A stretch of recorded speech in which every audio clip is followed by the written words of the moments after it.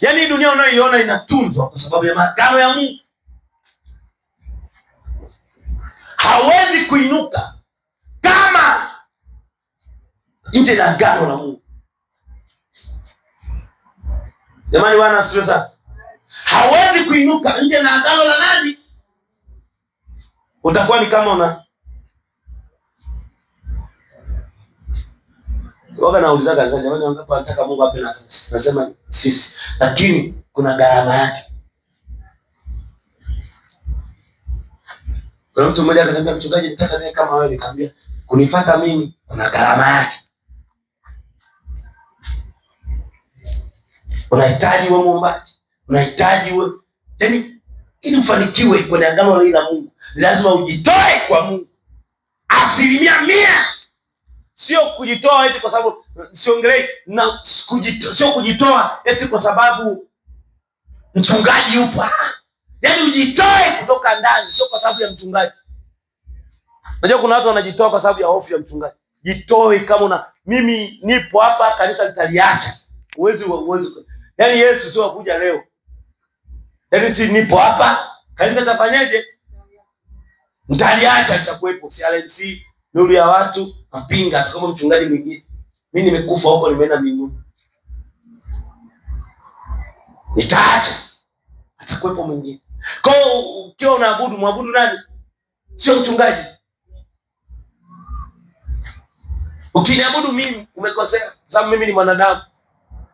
Muabudu nani? Ukijitoa kwa Mungu 100%, unashangaa Mungu anaachilia baraka kwa maisha yako. Nakumbuka mimi nilisoma kwa imani. Yaani kusoma kwangu nilisoma kwa imani. Pesa ilikuwa haipo ya kunipeleka shule. Nilisoma mchepuo wa PCM ambao ni mchepuo ambao usipoenda tuition tu imekula kwako. Yaani haya masomo matatu shule ya serikali, physics, kemia, mathematics, usipoenda tuition, yaani kusoma tuition imekula kwako, wewe ni wazima. Topic moja ilikuwa ni kama shilingi 20,000.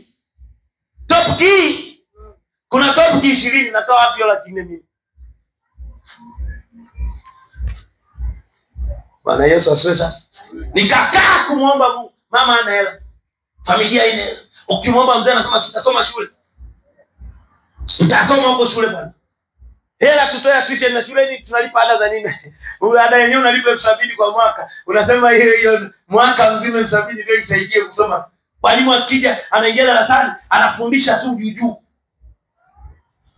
Nikaenda shule sijasoma. Nikaa najisomea, nachukua kitini, naanza kujisomea. Kwa kile kitini nikaa najisomea. Mungu akawa ameinua akili yangu, ufahamu wangu, akaufanya uwe juu. Nikaanza kwa nini? Kwa sababu nilikuwa naomba sana. Natoa sadaka ya muda, sio sadaka ya hela. Natoa sadaka ya muda. Jamani, Bwana Yesu asifiwe sana. Nikakutana na rafiki yangu mmoja ambaye Mungu alikuwa amesaidia. Kule kwao walikuwa wanasoma topic zote wanazielewa. Tena alikuwa anakaa Mwanza, kasoma topic zote kaelewa. Akaanza kunifundisha. Ndio rafiki yangu. Then mimi form 5 ile namaliza, nimekava topic zote za form 5 na form 6 zote zimeisha. Kwa kufundishwa na rafiki yangu, namfuata form 6 msaidie topic, ananipigia hata ikiwa mbali ananipigia. Mungu akaongeza ufahamu. Hata wale waliokuwa wananifundisha nikaanza kuwazidi darasani. Ili jamani mnanielewa?